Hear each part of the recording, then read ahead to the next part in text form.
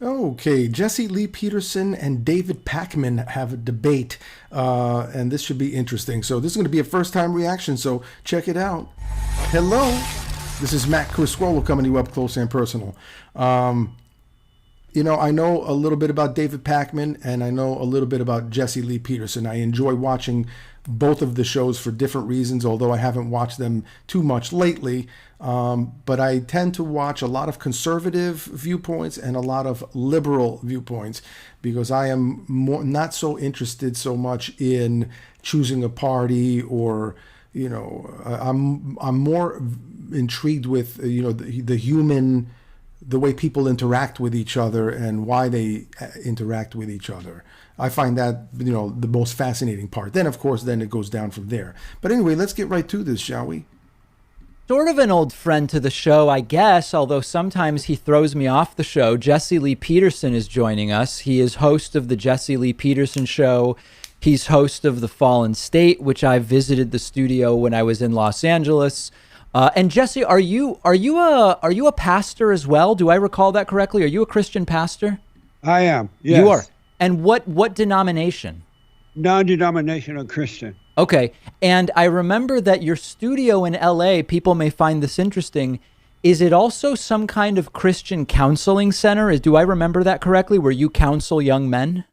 Yeah, but not in the studio. I have my offices upstairs, and so we counsel in-house and by Skype or telephone or by phone, whichever is easy for the folks. That's fascinating. And so now you're not like a therapist, right? You're not a social worker or a psychologist or anything like that. No, just a counselor. Okay, and that's in California, that's an unregulated credential, right? Anybody can use that term. Well, you have to be a minister or a pastor or something like that. So clearly, David Pakman, my estimation here now, I think David Pakman is highly intelligent, but maybe a little touch. He's got a poking way of the way he's talking to Jesse Lee Peterson. And I think it's because this is not their first interview. Obviously, they have done another interview before this, or at least one, and Jesse Lee Peterson kicked David Pakman off for some reason, most likely for disagreeing on the definition of what a man is, or something political in terms of that. But anyway, we're going to get right back to this. By the way, this is not going to be like this is like a 10-minute video that I'm doing, hopefully around 10 minutes. So let's keep going. Like that, and you can do counseling under the head of your ministry. Wow. And that insurance doesn't cover that, right? It does. It does. In California, Oh, yeah. You can go to a counselor who's just a minister and it's considered a medical visit?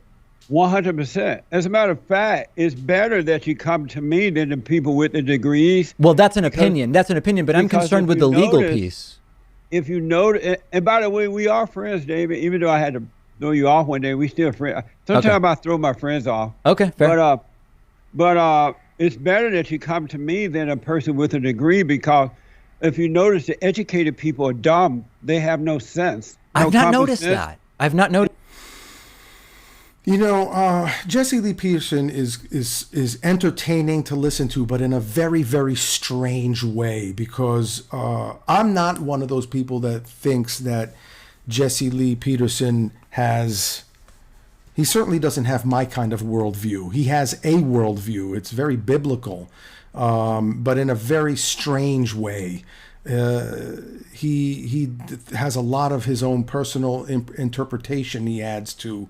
That's the way I experience him. He's an interesting guy, but not interesting in a Noam Chomsky kind of way. He's interesting in I think that he is really smart, but that he was dropped on his head and something is not right. He's got a really strange worldview. Now, I'm not trying to defend David Pakman here. He's obviously, taking some jabs, but throwing some jabs because he wants to clearly embarrass Jesse Lee Peterson, which maybe, he's got more experience doing these kinds of interviews and debates than I do, because I have like zero, experience with that, other than debating with a friend or somebody over a coffee table or something, but this guy goes and does it, for a lot of people to see that. And, you got to be, you've got to have been around the block to do that like the way he's doing it. So they're sparring, but Jesse Lee Peterson doesn't even seem like he's getting miffed.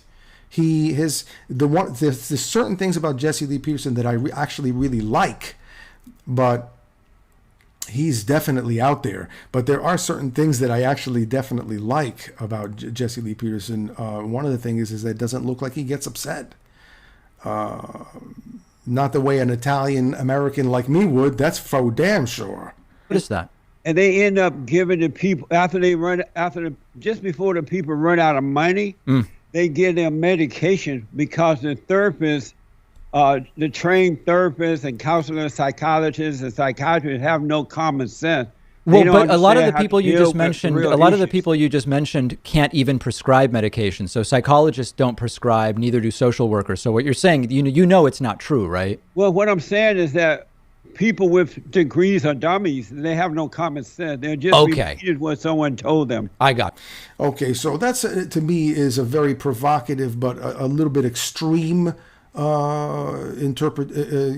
me, I wouldn't have said it quite like that, because I think that that's a little too extreme. I think that sometimes what he's saying, he's trying to defend himself as to why people why he's a good choice to go to versus an accredited psychologist, therapist, whatever, who, like David Pakman is trying to illustrate, is why the heck should they go to you? You're not even a trained, certified, clinically, whatever, approved doctor of psychology in any capacity. So why should you be? And he's defending himself. But I don't know, to say that all of those trained people, or formerly trained people, are dummies, and that's a little bit much. Actually, that's crossing the line a lot. All right. Now I understand, because the first thing you said is literally impossible because they can't prescribe. But well, listen, I'm glad Jesse, to hear that. You're glad to hear that. Good. And you can't prescribe. You're not prescribing anything, I'm guessing. No. Okay, good. Yeah. So listen, Jesse, we're on the precipice here of an election, and the reason I wanted to talk to you is to figure out because you're such a master of policy, economics and trade and all of these things. I wanted to figure out where you are on Trump and policy. So just to begin with, you approve of the job the president is doing, right? He's done an amazing job thus far, in spite of the children of the lie. Yeah. And the children of the lie, the liberal media, the Democratic Party, the never Trumpers, the right-o Republicans, the black race hustlers, and the radical homosexuals. They have been against him, and our enemies overseas as well. But in spite of that, he's done an amazing job. So 4 more years of the great white hope. Yeah. And when you talk about the job that Trump has done, just to pick something to really dig into and make this, I want to take the interview seriously, and, hopefully it won't devolve the way some of the prior interviews have. Let's take economics and taxation, for example.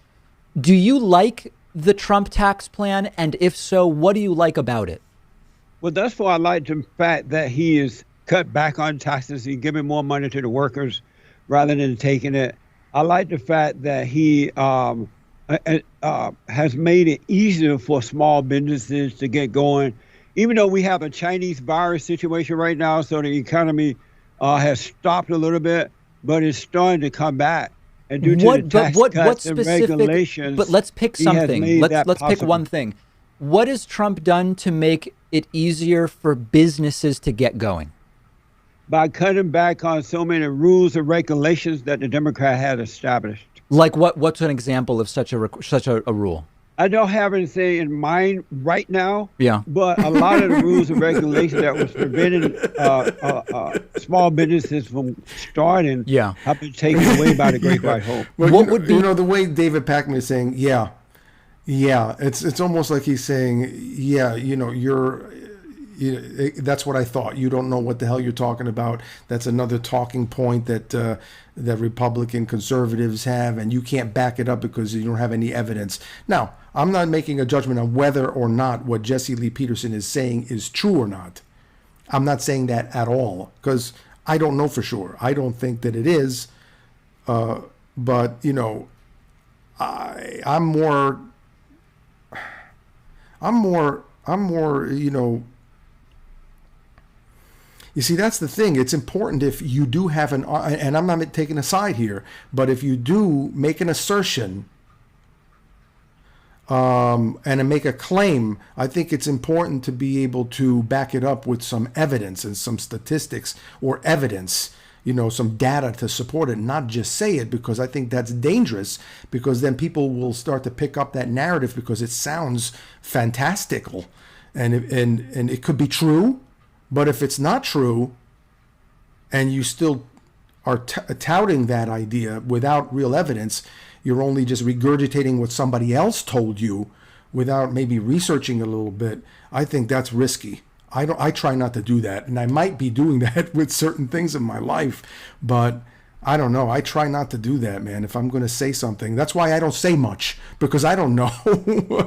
That's my position. I don't know. But it sure as hell sounds interesting. But without evidence, I think it's a harder sell for me. But so give me just, I know that there's dozens and dozens, but what's one such rule that was taken away that now makes it easier to start a business? Nothing come to mind right now. Is there anything that you can remember even seeing at any time? Nothing come to mind at Nothing. this time. Wow. No. That's amazing. Amazing. Yeah. Okay. All right. So let's stick with economics just for a moment. What do you think the top marginal tax rate should be for top earners? Good question, man. I don't know. I haven't thought about it at this point. Is it too high or too low currently? So we know? I'm sorry? What did you say? Your phone went out for a minute. What did you say? I said, do you think the current top marginal tax rate is too high or too low? I'm not sure at this time, David. You're not sure. So No. how do you know that Trump's tax plan is good if you don't even know what tax rates are and how he changed them?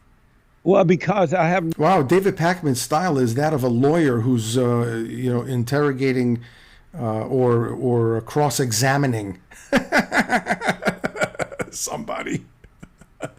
Oh my God! Hey, look, man. David Pakman's, in my opinion, again going back to the way I'm more intrigued with the way people relate with each other. You know, it's clear that I don't even know if David Pakman can say that Trump did anything good. And you know, I don't know if Trump did or didn't, but I'm going to assume he did some stuff that was good for this country. So if David Pakman isn't even able to say what I just said, he kind of loses some credibility with me too, because then I think that he's so biased, in maybe in a little bit of a negative way, in that he's not open to other possibilities. But I see, but that's what I'm intrigued by. Both sides, you know, both sides of the the political aisle there, the right and the left, is. I don't know. From my perspective, I see some good ideas coming from both sides, and I wish that they can just come together more. But we don't know what's going on behind the curtain, and if we are somehow, you know, being manipulated to collectively feel a certain way. You know, we're being bombarded by all this information. We could only hope that it's real. I know one thing: what you're getting right here is real. I'm not bought and lobbied, or, you know, I'm not lobbying for anything except for maybe some good music. You know what I mean? Anyway, hey, listen, let me know what your thoughts are on this. Talk to you soon. Hey, don't forget to subscribe to the channel, like, comment, and share. And by the way, if you want to make a request and you want me to get to it, the guaranteed way is to you know, look at the description below. You'll see some links, and you could either make a donation or become a member or whatever, and make a request, and I'll get to it. But I'll try to get to the ones that aren't making any donations. But I do have other people who are paying and supporting the channel, and I feel you know, that I'm obligated to take care of that, and excited for all of it. Don't get me wrong, but I really do have to. So keep that in mind. If not, hey, listen, don't be a stranger. Come back, see me again. Hey, it's nice to be important, but it's more important to be nice, and you take it easy. And if it's real easy, take it twice.